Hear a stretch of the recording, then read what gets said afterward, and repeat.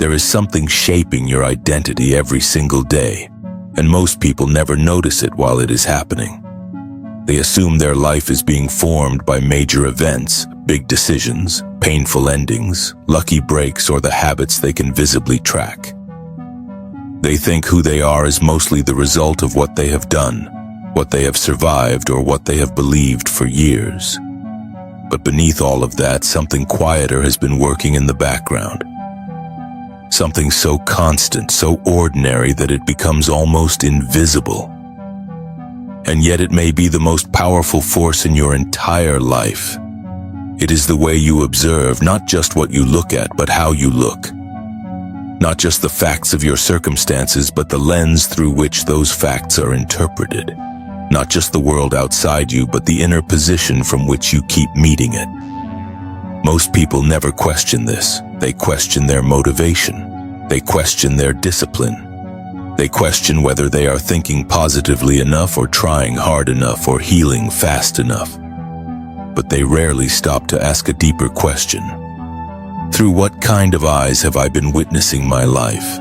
Because that question changes everything. Two people can walk into the same room and leave with entirely different realities.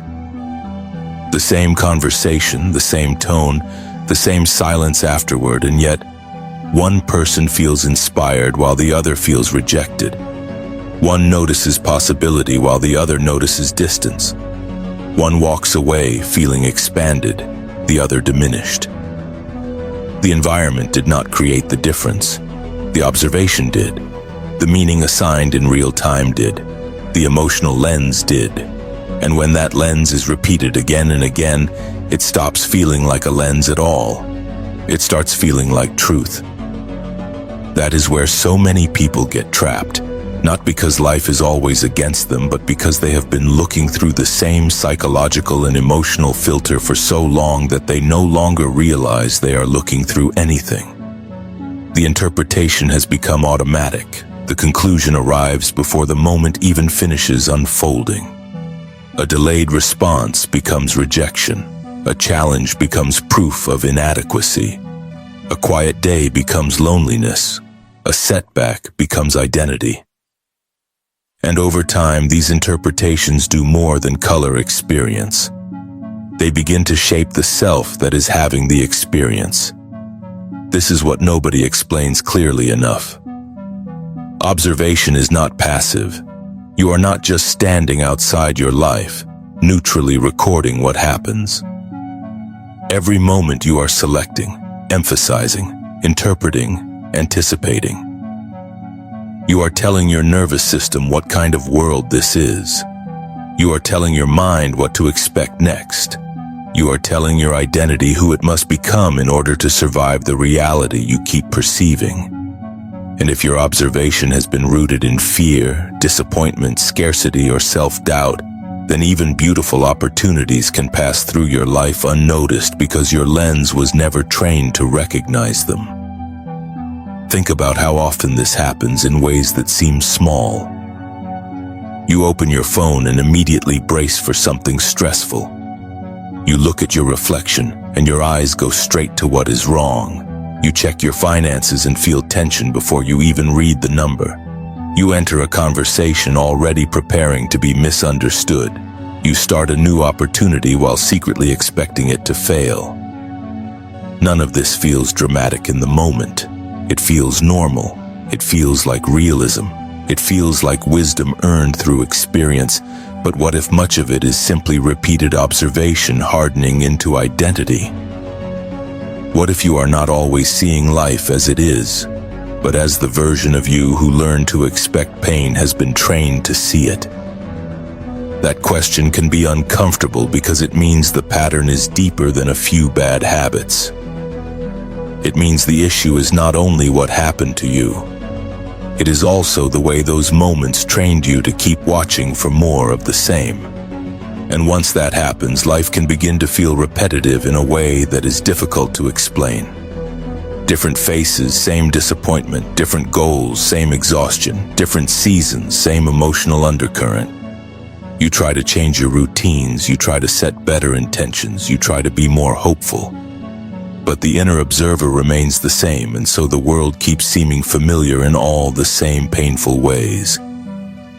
This is why people can want change so sincerely and still feel like they are moving in circles. They are trying to create a new life while continuing to observe through the eyes of the old one. They are reaching for peace while scanning for threat. They are asking for abundance while mentally rehearsing loss. They are trying to become more confident while constantly observing themselves through the memory of who they used to be. And because observation is continuous, the old identity keeps getting reinforced even when the conscious mind is asking for something else. You see, identity is not built only by the declarations you make on your best days. It is built by the patterns of attention you return to on ordinary days. It is built by what you notice first, what you expect next, what you emotionally underline, what you repeatedly call meaningful. If you constantly observe yourself as behind, flawed, overlooked, unlucky, or unsafe, then little by little your inner world organizes around those assumptions. Not because they are ultimate truth, but because they have become familiar enough to feel unquestionable. And familiarity is powerful. The human mind will often cling to what is familiar even when it is painful, because familiarity feels predictable and predictability feels safe. So people stay loyal to perspectives that quietly diminish them. They keep observing life in ways that confirm old wounds. They keep finding evidence for narratives they never consciously chose. Then they call it personality. They call it realism. They call it who I am. But that is not who you are. That is often who you have been repeatedly witnessing yourself to be. There is a profound difference between those two things. The first keeps you trapped. The second opens a door. Because if your current identity has been shaped in part by repeated observation, then it is not as fixed as it once seemed. It may feel solid. It may feel ancient. It may feel woven into every area of your life. But if it has been reinforced through perception, then it can also begin to soften through new perception. If it has been maintained through unconscious observation, then awareness itself becomes the beginning of freedom. This is where the shift starts, not with force, not with pretending, not with trying to violently reject every difficult feeling. It starts with noticing. It starts with becoming honest enough to see the lens, to catch the moment your mind rushes to the worst meaning, to recognize the emotional filter before it fully takes over. To ask, maybe for the first time with sincerity, what if this moment is not only showing me life, but also showing me the way I have been trained to look at life? That kind of awareness is powerful because it interrupts the trance. It separates the event from the interpretation. It reminds you that there is what happened, and then there is the version of it your conditioning immediately presents to you. And for many people, that conditioned version has been shaping entire years of their lives. So pause and look gently at your own patterns. When your mind wanders without supervision, where does it usually go? When life becomes uncertain, what do you assume first? When you think about your future, do you instinctively imagine expansion or disappointment? When something good begins, do you trust it or brace for the moment it disappears? These are not small questions. They reveal the observer you have been living through. And once you see that observer clearly, something important begins to happen. You stop mistaking every internal reaction for truth. You begin realizing that many of your most familiar conclusions are not objective reality. They are repeated perspectives, they are inherited angles, they are practiced ways of seeing. And because they have been practiced, they can be changed. This is the hidden force that has quietly shaped so much of your identity. Not only what happened to you, but the way you kept watching what happened. Not only what life showed you, but the angle from which you learned to meet it. And if that angle has been narrowing your world, then a new life may not begin with changing everything outside you. It may begin with something both simpler and more profound. Changing the observer. Because the moment the observer starts to shift, The person you have been rehearsing begins to shift with it.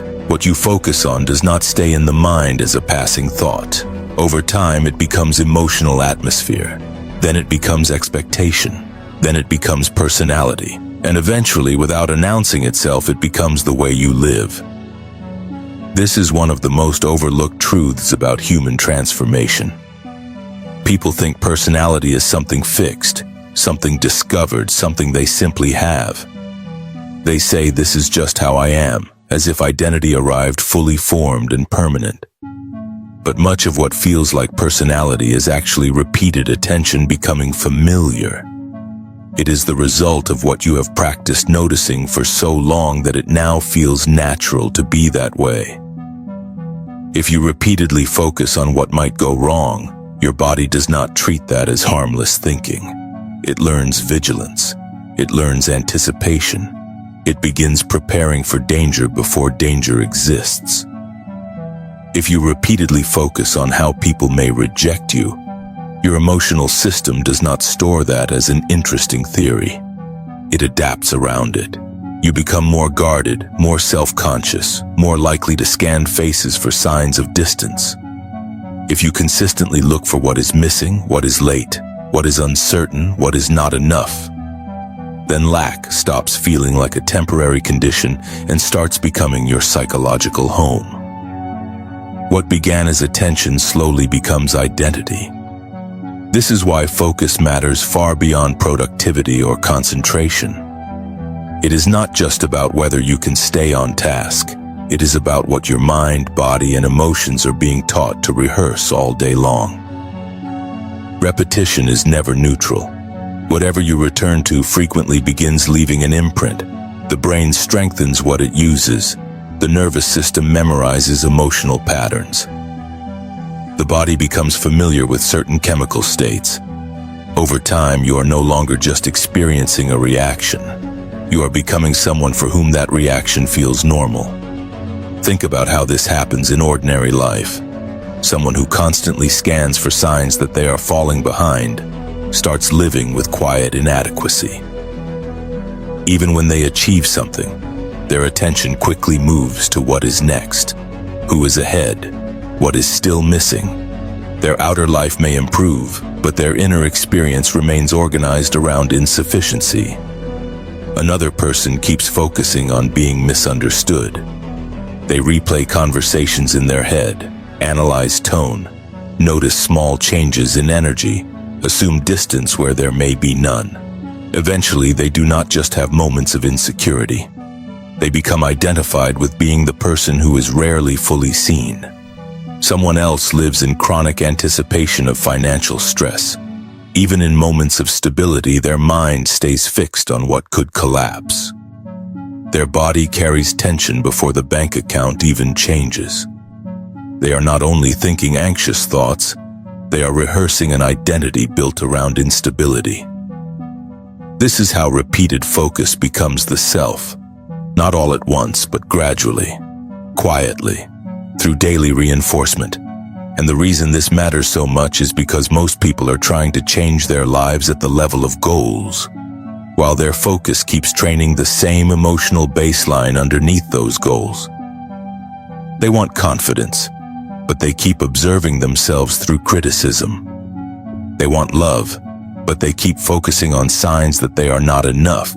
They want abundance, but they repeatedly energize scarcity. Then they wonder why the desired future feels so far away, even when they are trying so hard to move toward it. What they do not realize is that attention is not simply noticing reality. It is teaching the self what reality is, and once something feels real enough, you start organizing your behavior around it. A person who repeatedly focuses on disappointment begins protecting themselves before joy can fully arrive. A person who keeps observing struggle starts assuming ease must be suspicious or temporary. A person who trains their attention on what is absent starts relating to life through a subtle but constant sense of incompletion. This becomes tone. It becomes posture. It becomes emotional rhythm. It becomes the version of them that shows up everywhere. That is why two people can receive the same opportunity and experience it differently. One has spent years focusing on possibility, growth, and inner capacity, so the moment activates expansion. The other has spent years focusing on risk, failure, and insufficiency, so the same moment activates contraction. The event is similar. The identity meeting it is not. An identity has been shaped in large part by repeated focus. This is not only spiritual language, it is psychological conditioning. The brain adapts to dominant patterns. The nervous system becomes efficient at familiar responses. Emotional memory makes old feelings easy to return to. What you practice, you strengthen. What you strengthen, you return to more easily. And what you return to more easily starts defining how you see yourself. This is why somebody can say, "I am just an anxious person," or "I am just someone who overthinks," or "I am just bad with money," or "relationships never work for me." Many of these statements are not permanent truths. They are repeated states that have been rehearsed into identity. And once a repeated state becomes identity, it begins defending itself. That is one of the strangest parts of change. The old self often fights for survival, not because it is healthy, but because it is known. The familiar focus pattern says, keep looking here, keep expecting this, keep reinforcing what we already understand. So even when people encounter teachings about transformation, they often hear them through the filter of the old self. They turn new possibilities into old evidence. They want change, but they keep watching through the same lens that created the current pattern. So the mind says, this sounds good, but it probably will not work for me. The heart opens briefly, then the old attention pattern pulls them back into rehearsal of the known. This is why change can feel close and far at the same time.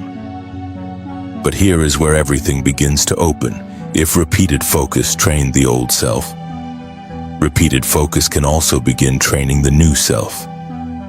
That changes the whole conversation. Because now you are no longer powerless in front of your conditioning. You are no longer only the result of what your attention has rehearsed up until now. You become someone who can participate in what gets strengthened next. You can begin noticing what you have been feeding. You can begin questioning the emotional material your attention returns to most often. You can catch the moment you start scanning for rejection, absence, threat, or inadequacy, and recognize that you are not merely having a thought. You are reinforcing a version of yourself, and that recognition is not meant to shame you. It is meant to free you. It means the pattern is workable. It means the self is not sealed. It means identity is more fluid than it appears. It means focus is not only the source of repetition, it is also the doorway to reconditioning. So imagine what changes when your attention becomes intentional. Imagine noticing yourself beginning to spiral into the usual emotional route, then pausing long enough to choose a different emphasis. Instead of searching for signs that things are falling apart, you begin observing evidence of support, movement, capacity, learning. Instead of repeatedly looking at yourself through the memory of failure, you begin witnessing yourself as someone in the middle of becoming. Instead of energizing every fear until it feels like prophecy, you begin returning your attention to steadiness, possibility, inner authority. At first, this may feel unfamiliar, even unnatural, but that does not mean it is false. It means it has not yet been practiced enough to feel like home. This is where many people give up too soon. They think if the new focus feels unfamiliar, then it must be fake. But of course it feels unfamiliar. The old emotional pattern had years of repetition behind it. The new one is still forming. The point is not to force yourself into artificial positivity. The point is to understand that what feels natural today may simply be what has been repeated most, not what is most true. And if repetition built one identity, repetition can help build another. So ask yourself honestly, What have I been becoming through the way I focus? Not what do I say I want, not what do I wish were true. What am I actually practicing into myself every day? What emotional climate am I rehearsing? What assumptions am I feeding? What version of me is being strengthened by the attention patterns I call normal? These questions matter because they return responsibility without turning life into blame. They let you see that much of your current identity may have been formed by unconscious rehearsal, and that conscious rehearsal can begin shifting it. Little by little, a new self becomes more available, not because you forced a breakthrough in one dramatic moment, but because you stopped letting your attention endlessly train the same old version of you. And once that becomes clear, a new possibility appears. You realize you do not have to wait for life to change before you begin becoming different. You can start at the level where identity is quietly shaped every day. You can start with focus. You can start with what you repeatedly energize. You can start with the inner direction of your attention, because the person you become is deeply influenced by what you consistently observe, and the future version of you begins the moment your focus stops serving the past by default. So the real shift is not only asking what kind of life do I want, it is asking what kind of self am I rehearsing through my attention right now. Because once you see that clearly, focus stops being random. It becomes sacred. It becomes creative. It becomes the bridge between the identity you have unconsciously repeated and the identity you are finally ready to become. The deepest shift does not begin when your circumstances finally confirm that change has happened. It begins the moment you stop observing life only from the version of you that was shaped by fear, delay, disappointment, or old conditioning. This is where real transformation starts to become possible. Not when the outside rearranges first, but when the inner observer changes position. Because most people do not fail to change because they lack desire. They fail to change because they keep looking at their life through the same identity that created the emotional atmosphere they are trying to leave behind. They want peace, but they keep observing everything through tension. They want confidence, but they continue interpreting themselves through old shame. They want abundance, but they look at every situation through the lens of not enough. They want love, but they keep scanning for signs that something is wrong, something is missing, something is about to disappear. So even when they try to move forward, the observer remains rooted in the past. The body may be in a new moment, but the lens is still old. And when the lens is old, reality keeps feeling familiar in all the same ways. This is why so many people say they are trying to become someone new while emotionally feeling like the same person every day. They are doing the practices, they are setting the goals, they are saying the right words. But underneath all of it, they are still watching life from the same place. They are still measuring every moment through inherited fear. Still interpreting neutral events through outdated wounds, still assuming the future will echo the past unless something external proves otherwise. And that last part is important, because it keeps people trapped in waiting. They tell themselves they will believe in the new self once evidence appears. They will relax once the money comes. They will trust once the relationship feels secure. They will feel worthy once the world reflects it back. But that means the old observer stays in charge until the outside grants permission. And the outside often delays because the inner position has not changed. So the real work is not simply trying to think better thoughts. It is learning how to observe from a different self. A self that is not built around the same assumptions. A self that is not endlessly consulting the past for instructions. A self that does not need every moment to agree with old fear in order to feel safe. This is not pretending. This is not denial. This is not spiritual performance. It is a shift in orientation. It is a decision about where inside yourself you are going to stand while looking at your life. That is the part most people never learn. You can stand in the exact same circumstances and observe from a completely different identity. You can look at a temporary problem through the eyes of someone who trusts their capacity instead of someone who immediately collapses into powerlessness. You can face uncertainty through the nervous system of someone learning steadiness rather than someone rehearsing disaster. You can meet silence without automatically turning it into rejection. You can witness a delay without turning it into a sentence. You can look at your present life from the perspective of the person you are becoming, rather than the person you have been repeating. And when that begins, something subtle but profound starts changing. The same moment no longer means the same thing. The same trigger does not land with the same authority. The same problem does not immediately define your identity.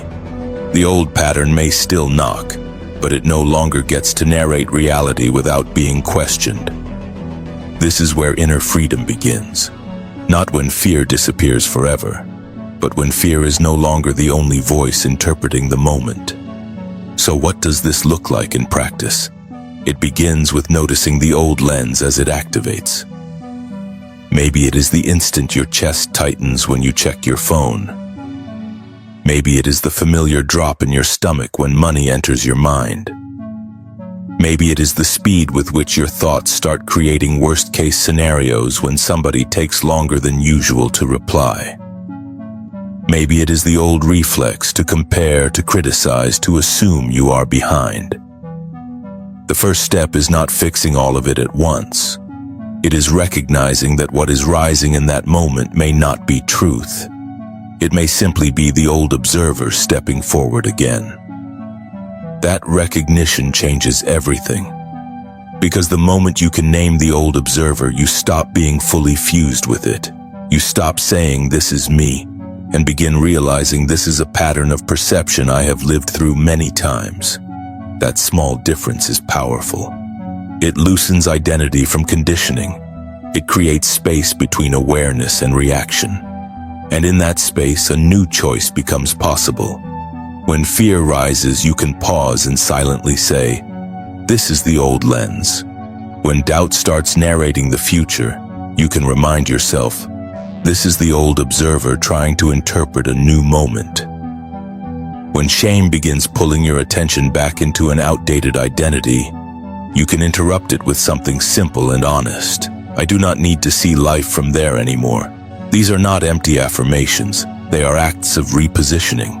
They are ways of moving your awareness out of the old script and into a different relationship with the present. Then comes the deeper move. Instead of only interrupting the old observer, you begin consciously leaning into the perspective of the future self. Not a fantasy self built on perfection, but the version of you who is no longer organized around the same emotional wounds. The version of you who has developed steadiness, clarity, trust, and self-respect. The version of you who does not need life to be flawless in order to remain grounded. The version of you who can see a temporary challenge without turning it into personal inadequacy. The version of you who no longer stares at reality through the constant search for proof that things are going wrong. Ask yourself, how would that version of me see this moment? Not how would they avoid reality, how would they interpret it? What would they notice first? What meaning would they refuse to assign automatically? What emotional tone would they bring into this exact situation?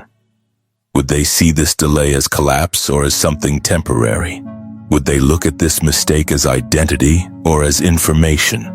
Would they interpret silence as abandonment or simply as silence? Would they look at themselves through the memory of all their failures or through the truth that they are still becoming? These questions matter because they teach you to shift vantage point, and transformation often begins there. Not in forcing the external to change instantly, but in altering the perspective from which you are participating in it. The future self is not only a destination, it is also a lens. The more often you observe life through that lens, the more your system begins adjusting to it.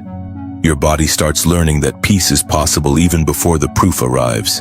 Your mind becomes less eager to collapse every uncertainty into danger. Your emotional patterns begin loosening.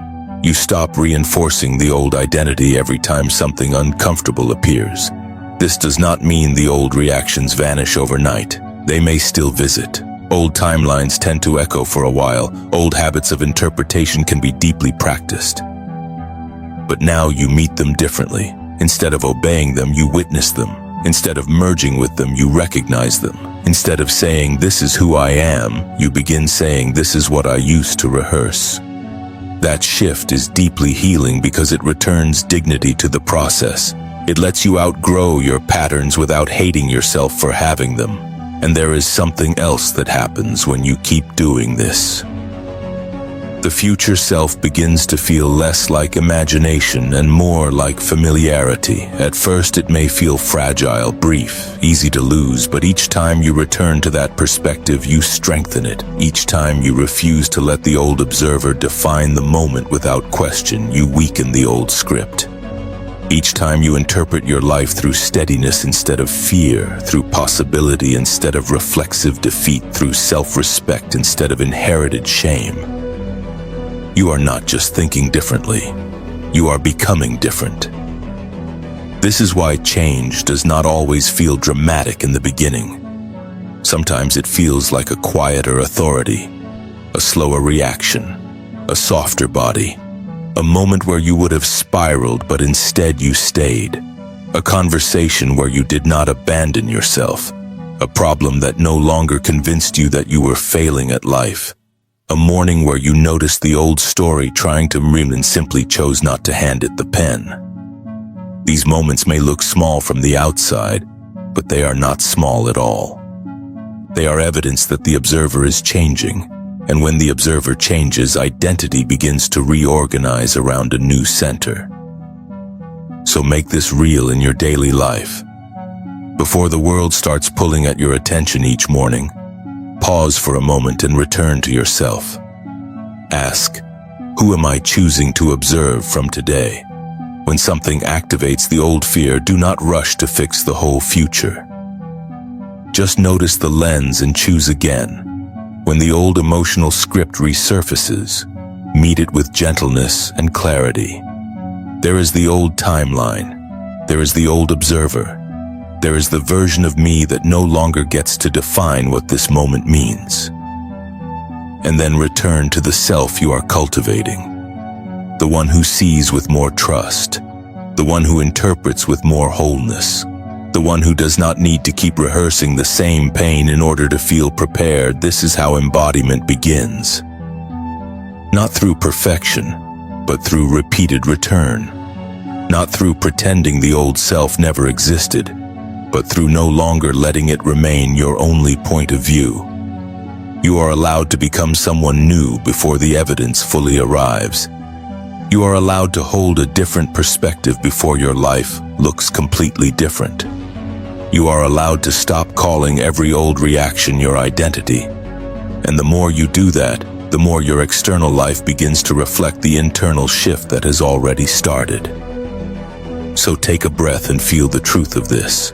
You are not trapped inside the lens you inherited. You are not doomed to keep reading your life through the same emotional history forever. You are not required to keep consulting old pain before deciding what is possible now. You can observe from a different self. You can stand in this same life and see through new eyes.